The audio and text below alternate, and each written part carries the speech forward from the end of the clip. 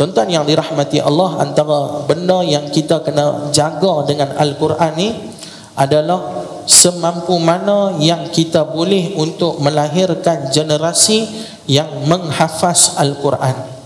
Kita adalah kadang-kadang baca pun teruk tuan-tuan. Kalau kita baca nak lawan Pak Hamka sudahlah, tak mau nak lawan apa orang-orang lain.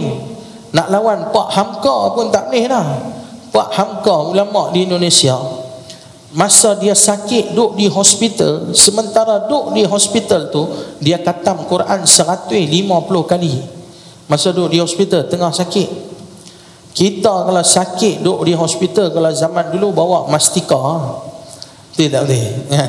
Bawa hospital tu dia ada satu kedai tu mastika yang penuh.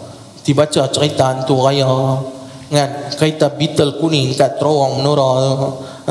Macam-macam cerita dia ada. Tu zaman dulu lah. Lah ni zaman mua Facebook, zaman TikTok. Charger phone jangan lupa charger phone kan. Sakit tu dia boleh sihat, balik pergi rumah ambil charger phone, dia main balik hospital kan. Penting charger mau kena ada. Kalau bateri habis memang aplah ya. Dia nanti sakit lagi teruk daripada dia punya sakit tu. Tu zaman dah ni. Pak Hamka masa sakit duduk di hospital tu 150 kali baca Quran. Kata dengan anak dia Imran, kalau tak silap saya, Imran Hamka. Imran kan Irfan kalau tak silap saya, lupa lah nama. Anak dia kata satu hari bapak dia duduk pagi di rumah Pak Hamka. Tuan-tuan kenal Pak Hamka kan? Dia tulis dia apa, buku apa tu, tenggelamnya apa, kapal Vanderjig apa kan. Banyaklah kitab dia tulis, antaranya tafsir Al-Azhar tu dia lah tulis. Sampai tak ngaji di Al-Azhar, tapi Al-Azhar panggil anugerahkan doktor falsafah kat dia kan, anugerah doktor kat dia. Pasal apa? Dia ni punya amalan lebih awal daripada ilmu dia kan. Jadi Pak Hamka ni satu hari tuan-tuan, dia duduk, dia baca Quran. Anak dia kata dia baca Quran masa dia duduk, sekali duduk tu ya 6 juzuk dia baca. Dia baca 6 juzuk. Anak dia duduk perhati, baca 6 juzuk. Habis baca 6 juzuk tu, dia pun semayang sunat taubat 2 rakaat. Dalam semayang dia menangis. Dia menangis. Bila dia menangis tuan-tuan, habis dia semayang, anak dia tanya, "Pak, mesti bapak menangis?" Dia kata, "Bapak teringat dekat arwah mak ang." Kan? Kebetulan isteri dia mati. Maka Pak Hamka katalah dekat anak dia, "Bapak teringat dekat arwah mak ang. Masa bapak duk baca Quran tadi, bapak rindu sangat kat mak ang, bapak duk teringat kat mak ang ni. Jadi disebabkan bapak terlampau rindu dekat mak ang ni, sehingga bapak rasa terganggu dengan bacaan Quran bapak, maka sebab itulah bapak sembahyang sunat taubat 2 rakaat dan minta ampun dekat Allah Ta'ala, sebab tengah-tengah duk baca Quran boleh duk ingat kat arwah bini pula." Tuan-tuan tengok Pak Hamka ni, dia teringat kat bini dia sendiri pun dia rasa macam dosa besar dah masa duk baca Quran tu. Lani punya orang bukan duk teringat kat bini dia, duk teringat bini orang kan. Lani punya orang ni betul tak betul, dia duk teringat kat bini orang, dia tak rasa macam dosa pun kan. Ni Pak Hamka ni tengah baca Quran, dia teringat kat bini dia saja. Tak betul kan, bukan nak melawak cerita betul kan. Nah, dia teringat kat bini dia saja. Ya Allah ya Rabbi, dia punya rasa bersalah sebab tengah baca Quran ni sepatutnya mau ingat kat Allah Ta'ala. Dia pi rindu dekat bini dia yang telah meninggal dunia, dia rasa bersalah, dia bismayang taubat 2 rakaat. Tu pun lepas baca 6 juzuk. Kita 6 ayat, mata tarik macam kena ketum 14 botol kan. Dia tarik itu macam sur. Tu baru buka, tiba-tiba duduk depan Netflix, mata cerah sampai 4 pagi kan. Pagi main layan satu gambar cerah tuan-tuan. Jadi kita ni sibuklah dengan Quran tuan-tuan.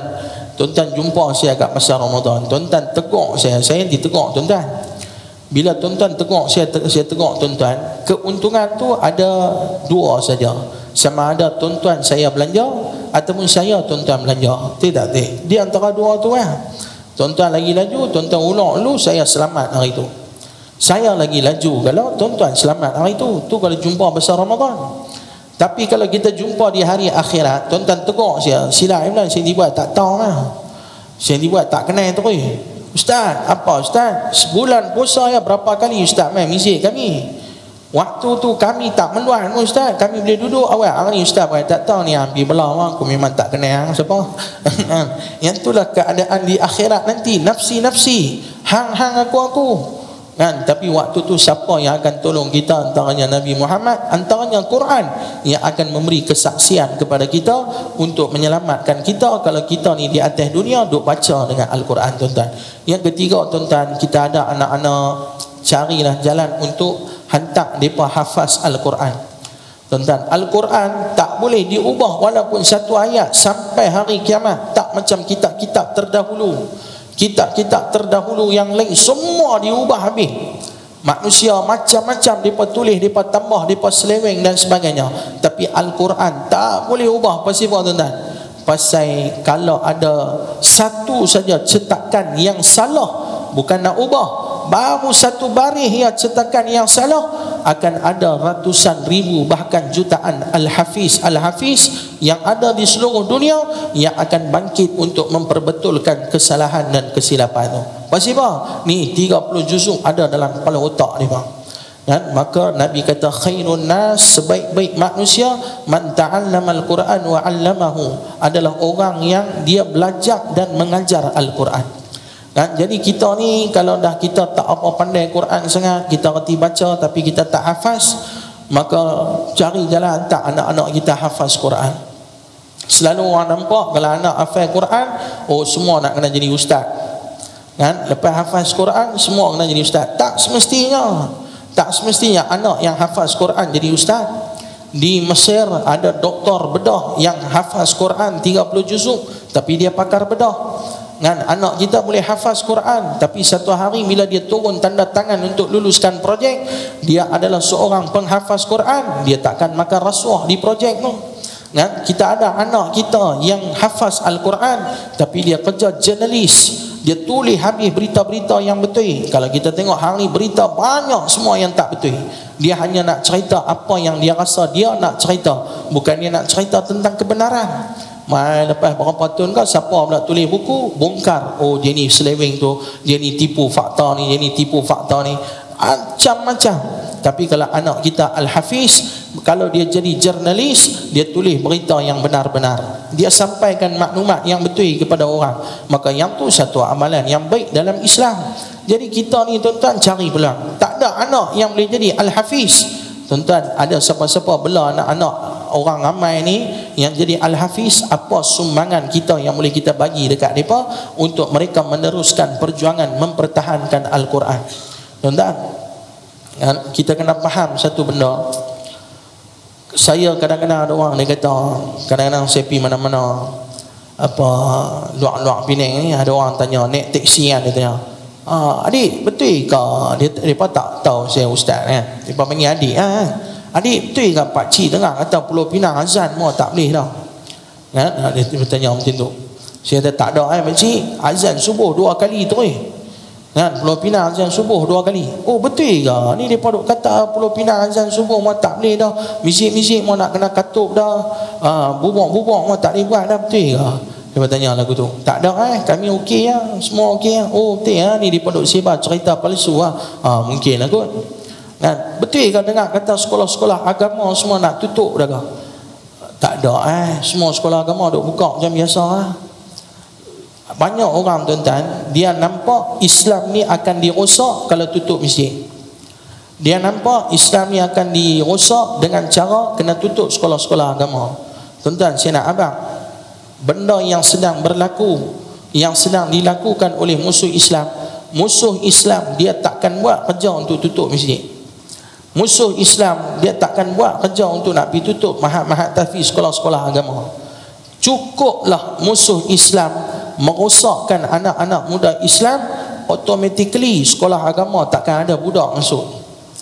Cukuplah musuh Islam merosakkan anak-anak muda Islam dengan hedonisme, hiburan yang melampau dan sebagainya, maka masjid hanya akan tinggal untuk orang tua-tua. Waktu tu masjid kalau buka pun tak guna, sebab takkan ada orang main semayang. Pasal apa? Mereka akan lebih pilih tempat lain berbanding masjid. Mereka akan pilih shopping kompleks, mereka akan pilih konsert, mereka akan pilih benda tu, mereka akan pilih benda ni. Bukalah selapang-lapang pintu masjid pun takkan ada orang. Tik cicak dengan tiang yang nanti lagi banyak. daripada orang. Cukup bagi rosak anak muda. Jadi kalau kita ni betul-betul orang yang bijak, tuan-tuan, kita tak cakap kena tutup masjid, kena tutup sekolah, tak. Yang kita akan fikir macam mana untuk selamatkan anak-anak muda Islam. Sebab anak-anak muda orang Islam hari ni, kalau dia hidup dalam keadaan jauh daripada agama Allah Subhanahu wa taala, maka satu hari nanti depa lah yang akan jadi mak bapak. Mereka lah akan melahirkan zuriat keturunan yang seterusnya. Kalau depa dah corrupted, maka anak-anak tu pun akan corrupted juga. Maka kalau anak-anak tu corrupted, maka akan terus lahir zuriat yang corrupted. Sebab tu perjuangan kita, tuan-tuan, dalam nak mempertahankan wahyu Al-Quran, kita kena tinggal zuriat keturunan yang baca Al-Quran dan hafaz Al-Quran. Mudah-mudahan perkongsian pada petang ini memberi manfaat buat diri kita. Yang baik daripada Allah, kelemahan, kekurangan berpunca pada diri saya sendiri, mohon ampun dan maaf.